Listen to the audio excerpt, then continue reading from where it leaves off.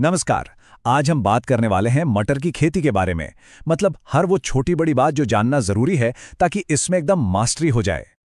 तो चलिए शुरू करते हैं ये सफर बीज से लेकर बाजार तक का और समझते हैं कि एक कामयाब एक मुनाफे वाली फसल उगाने के पीछे आखिर राज क्या है।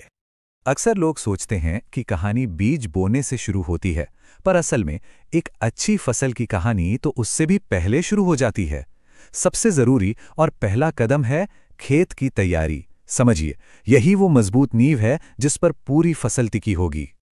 अब मटर के पौधे की एक खास पसंद होती है। उसे ऐसी मिट्टी चाहिए जहां पानी बिल्कुल भी ना रुके। हल्की दोमट या रेतीली दोमट मिट्टी इसीलिए सबसे बेस्ट मानी जाती है। क्यों?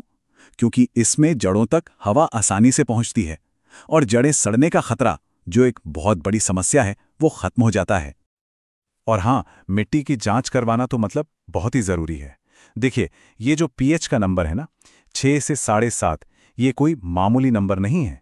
इसी लेवल पर मटर का पौधा मिट्टी में मौजूद सारे ज़रूरी पोषक तत्व जैसे कि फॉस्फोरस और पोटेशियम, उनको सबसे अच्छे तरीके से कह सकते हैं सोख पाता है या एब्जॉर्ब कर पाता है। अच्छा, अब ये राइजोबियम क्या चीज़ है? इसको ना बहुत ही सिंपल तरीके से समझते हैं। मान लीजिए ये एक जादुई बैक्टीरिया है। इसका काम क्या है? ये हवा से नाइट्रोजन को पकड़कर पौधे के लिए खाना बना देता है। ये बीजों पर एक तरह का टीका ही है जो जड़ों में ही आप कह सकते हैं एक नेचुरल खाद की फैक्ट्री लगा देता है। कमाल की चीज है। तो ये 2 स्टेप्स बिल्कुल मत भूलिएगा। पहला, फंगस से बचाव का ट्रीटमेंट, और दूसरा, राइजोबियम का वो जादुई बूस्ट। बस ये 2 आसान से कदम आपकी फसल को न सिर्फ बीमारियों से बचाएंगे, बल्कि उसे एक ऐसी जबरदस्त और सेहतमंद शुरुआत देंगे कि मजा आ जाएगा। तो ठीक है, खेत तैयार हो गया, बीज भी तैयार है। अब आते हैं अगले स्टेप पर, यानी बुआई का सही तरीका।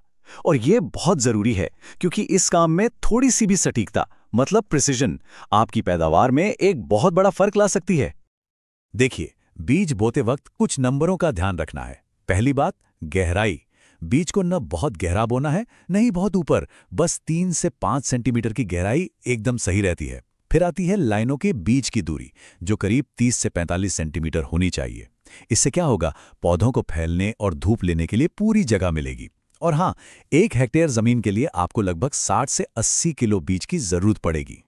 ठीक है, तो बीज अब जमीन में जा चुके हैं, पर काम यही खत्म नहीं हुआ। असल में असली काम तो अब शुरू होता है, यानी पौधे को एक छोटे बच्चे की तरह पालना, उसका पूरा ख्याल रखना और उसे सही पोषण देना।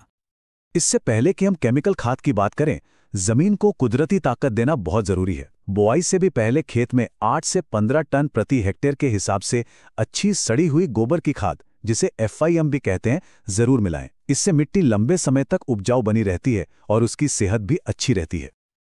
अब बात करते हैं पानी की, यानी सिंचाई की। मटर की फसल में ना पानी कब देना है, ये जानना बहुत ही क्रिटिकल है। 3 मौके हैं जो सबसे अहम हैं। पहला, बुआई के ठीक बाद एक हल्की सिंचाई, ताकि बीज अच्छे से अंकुरित हो जाएं। दूसरा, और ये सबसे जरूरी है, जब फूल आने लगें। और तीसरा, जब फलियां भरने लगें। एक बात गांठ बांध लीजिए, इन 3 मौकों पर पानी की कमी का सीधा मतलब है पैदावार में भारी गिरावट। तो पौधे अब बड़े हो रहे हैं, खेत हरा भरा दिखने लगा है, लेकिन खतरा अभी टला नहीं है। अब वक्त है अपनी फसल को उसके दुश्मनों से बचाने का, और उसके बाद ही हम अपनी मेहनत का फल काटने की तैयारी कर सकते हैं। मटर की फसल के नाम मोटे तौर पे 2 तरह के बड़े दुश्मन होते हैं।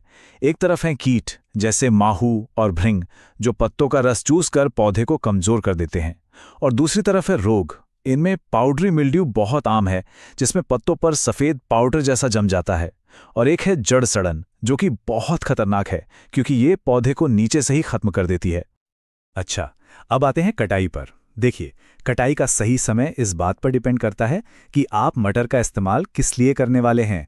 अगर आपको ताज़ी हरी मटर चाहिए सब्जी के लिए, तो जैसे ही फलियां पूरी भर जाएं, उन्हें तोड़ लीजिए। बस ध्यान ये रखना है कि दाने सख्त ना हों। लेकिन अगर आपको सूखे दाने चाहिए दाल या बीज के लिए, तो फिर आपको इंतजार करना होगा जब तक कि पौधे और फलियां पीले भूरे रंग की ना हो जाएं। और हाँ, अगर आप सूखे मटर को स्टोर करें तो एक बात का खास ख्याल रखें, वरना सारी मेहनत पर पानी फिर सकता है। वो है नमी का लेवल। बीजों में नमी 12 से 14% के बीच ही होनी चाहिए, इससे ज्यादा बिल्कुल नहीं, क्योंकि अगर नमी ज्यादा हुई तो फंगस लग जाएगी और पूरा का पूरा बीज खराब हो जाएगा। तो चलिए अब आखिर में फटाफट से उन सुनहरे नियमों को दोहरा लेते हैं, वो की मंत्राज जो एक बम्पर फसल के लिए समझिए गारंटी की तरह हैं। ये 4 बातें हमेशा याद रखनी हैं। पहला, बीज हमेशा सर्टिफाइड और नया ही इस्तेमाल करें। दूसरा, खेत में पानी की निकासी का इंतजाम एकदम बढ़िया होना चाहिए, पानी रुकना नहीं चाहिए। तीसरा, फसल चक्र अपनाएं, मतलब एक ही खेत में बार बार मटर ना उगाएं। और चौथा, जो कि सबसे जरूरी है, अपने इलाके के हिसाब से कौन सी किस्म और खाद बेस्ट रहेगी, इसकी सलाह हमेशा स्थानीय कृषि विशेषज्ञों से जरूर लें। तो देखिए, सही जानकारी और स्थानीय सलाह, इन दोनों को मिलाकर चलें तो एक शानदार फसल उगाने का रास्ता बिल्कुल साफ है। अब सवाल सिर्फ एक ही है कि क्या अगली बम्पर पैदावार आपकी होने वाली है?